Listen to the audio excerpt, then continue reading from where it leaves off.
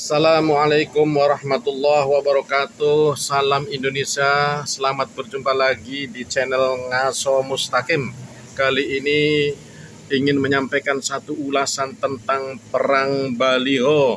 Guys, betapa saat ini meskipun pemilihan langsung, pemilihan serentak masih cukup lama, lebih dari 2 tahun, tetapi perang baliho sudah terjadi di mana-mana, hampir di seluruh wilayah Indonesia, ya, baik di wilayah kabupaten maupun wilayah tingkat provinsi dan ibu kota Jakarta.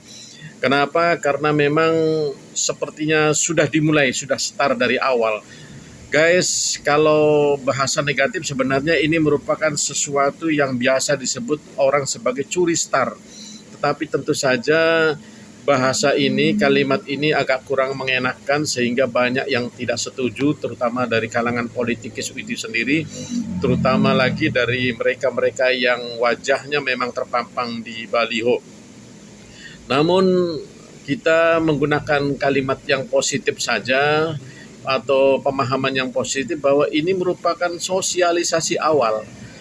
Saya katakan positif kenapa? Karena ini penting, masyarakat sudah harus tahu sejak awal siapa calon pemimpin-pemimpin mereka, baik calon presiden dan wakil presidennya, calon anggota DPR pusat, calon gubernur dan wakilnya, calon bupati dan wakilnya, calon wali kota dan wakilnya, begitu juga calon-calon anggota DPR di tingkat provinsi, kabupaten, kota.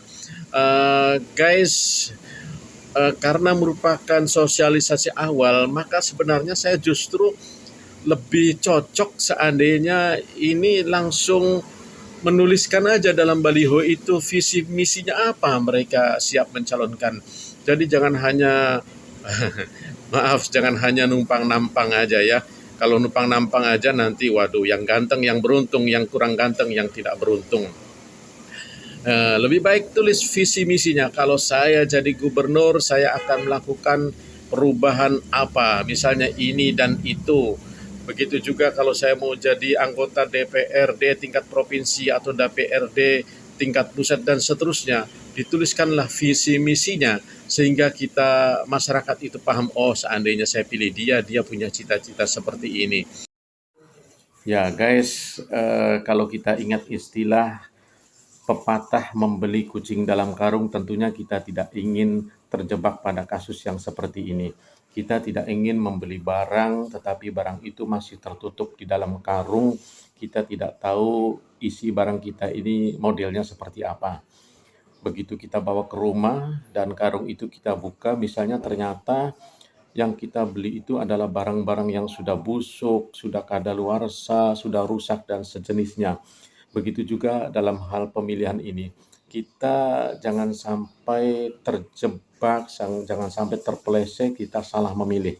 Itulah sebabnya informasi tentang para calon pemimpin itu perlu kita dapatkan sedini mungkin. Sejauh-jauh mungkin sebelum pemilihan, masyarakat sudah tahu siapa mereka-mereka itu. Dan itulah bagusnya dalam baliho itu ditulis ya.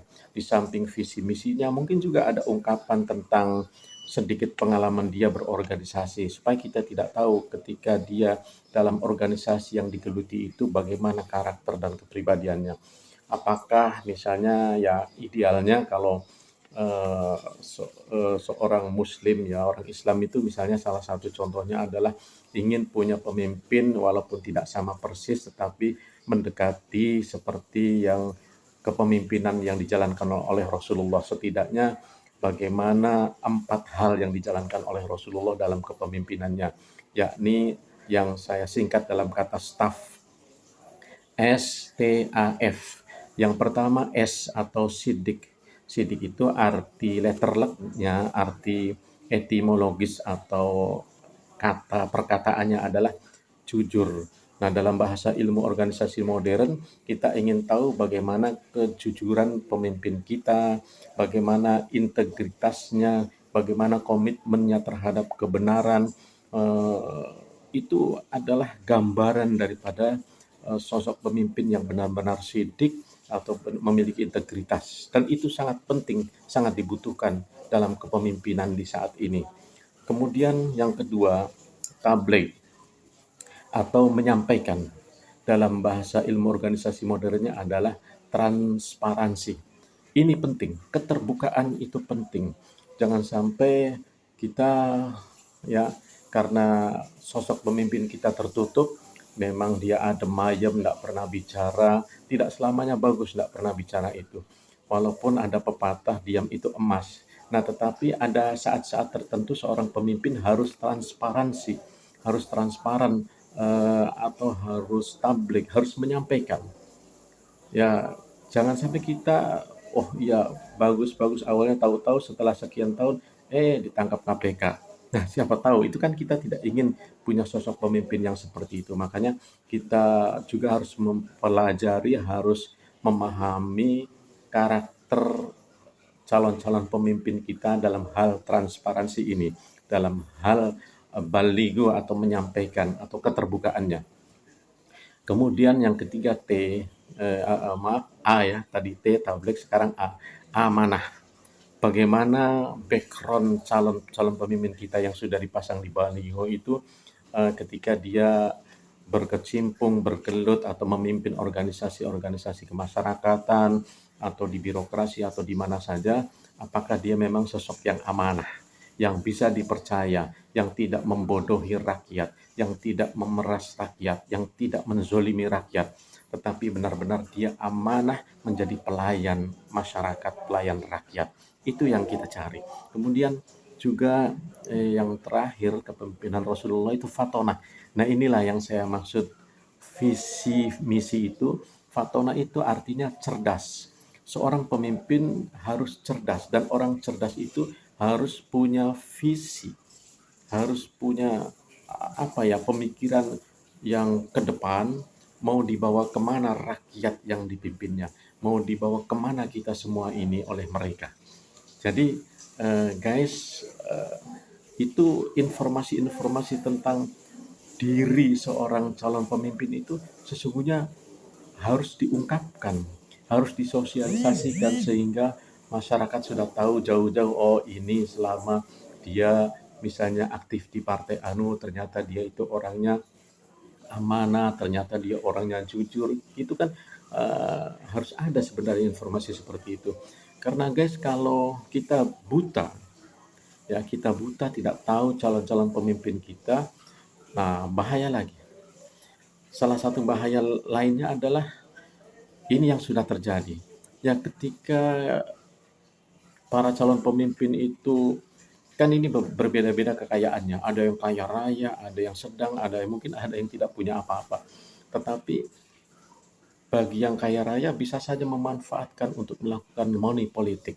Ya untuk ya dia bagaimana berusaha apa namanya menyuap rakyat, ya dia berusaha akhirnya seolah-olah yang berhak menjadi pemimpin itu hanya orang yang punya uang. Kasihan, jangan sampai kita ada orang-orang yang tidak punya uang atau sedang-sedang saja dari segi ekonomi, tetapi dia punya jiwa kepemimpinan yang sesuai yang dibutuhkan oleh masyarakat. Jadi kita tidak ingin terjebak. Guys, saat ini memang sudah saatnya masyarakat itu melek politik, membuka mata untuk tahu tentang politik karena satu suara sebenarnya itu sangat mahal ya. Seharusnya itu walaupun kita hanya satu suara tetapi ketika satu itu eh, apa namanya salah dalam konsepsi pemikirannya tentang memilih pemimpin, ini bisa bahaya. Misalnya begini, kalau semua masyarakat punya pikiran, ah yang penting siapa yang kasih uang saya, siapa yang kasih mungkin sarung, beras dan lain sebagainya kepada saya, itulah yang saya pilih.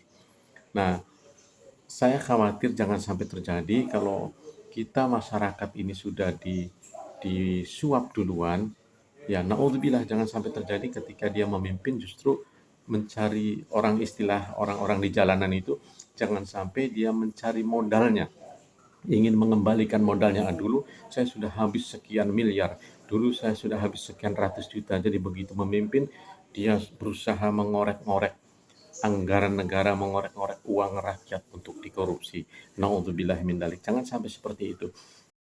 Ya, selain itu guys, saya juga sebenarnya merasa kasihan dengan mereka-mereka para calon pemimpin ini jika menggunakan cara-cara yang selama ini kita bisa lihat sendiri di lapangan ya, menggunakan money politik, menyebarkan banyak uang, menyebarkan banyak amplop. Kenapa saya kasihan ya? Kasihan sama mereka itu eh, kalau misalnya mereka sudah banyak berkorban, banyak mengeluarkan uang, terus jadi, mungkin ini tidak terlalu kasihan, malah mungkin beruntung. Tetapi yang kasihan itu sudah banyak modal uang, banyak habis-habisan uangnya dikeluarkan untuk kampanye, untuk eh, memberikan mereka beras, ngasih uang dan lain sebagainya, tiba-tiba tidak jadi. Nah itu kan ya syukur kalau tidak stres, kalau tidak gila. Karena uangnya habis, tapi tidak jadi yang dia inginkan.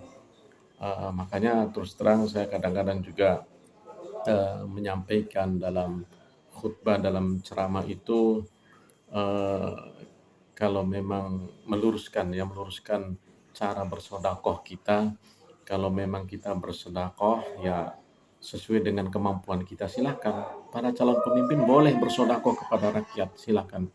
Nah, tetapi sesuai kemampuan kita, nah namanya sodakoh itu tidak boleh punya niat lain-lain kecuali hanya mengharapkan ridha Allah Subhanahu wa Ta'ala. Jadi, kasih uang, kasih beras, itu niatnya memang dia mengasih untuk beribadah, untuk beramal. Tapi kalau kita keluarkan uang, keluarkan beras, keluarkan macam-macam hadiah, tapi ada maunya, nanti kamu pilih saya, itu ingat, itu bukan sodakoh, itu suap. Nah, kalau sudah suap, eh, ini kan jadi masalah dalam hukum agama. Kemudian selain itu juga guys, nah makanya ini juga saya menyampaikan kepada seluruh halayak ya, kalau masyarakat juga menerima hal seperti itu, terus kemudian kita dapat pemimpin yang karena memang kita diberi uang, kemudian kita pilih, tiba-tiba dalam perjalanan kepemimpinannya ada masalah. Nah, siapa yang salah? Karena masyarakat sendiri juga menerima. Karena masyarakat menerima, karena para pemilih itu menerima, diberi uang dan lain sebagainya, sehingga seakan-akan ya para pemimpin juga tidak merasa bersalah. Loh, toh mereka menerima, mereka mau. Nah inilah juga seperti ya sudah transaksional. Ada uang, ada barang. Saya kasih uang, tapi harus coblos saya. Nah, ini guys, seharusnya kita harus akhiri hal-hal semacam ini. Kita ingin negara kita, bangsa kita semuanya berkah ya.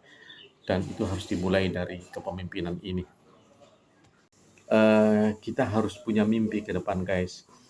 Dalam hal kepemimpinan, dalam hal politik, ini benar-benar kita apa namanya, politik yang bersih, ya politik yang benar-benar kita harapkan semua supaya berkah semuanya ya. Jadi pemimpin naik dengan kebersihannya, dengan cara-cara yang elegan, cara-cara yang sesuai aturan, cara-cara yang dibenarkan oleh hukum yang berlaku, cara-cara yang dibenarkan oleh hukum agama ya, dan itu insya Allah jika pemimpin dipilih dengan cara itu, insya Allah keberkahan akan melingkupi, keberkahan akan mengenai kita semua. Jadi guys, inilah mudah-mudahan kita semua ke depan ya melihat baliho-baliho yang sudah bertebaran di mana-mana. Kita jangan hanya lihat sosoknya yang ganteng, yang tidak ganteng. Kita jangan lihat lain-lainnya, tapi kita berusaha tahu siapa dia.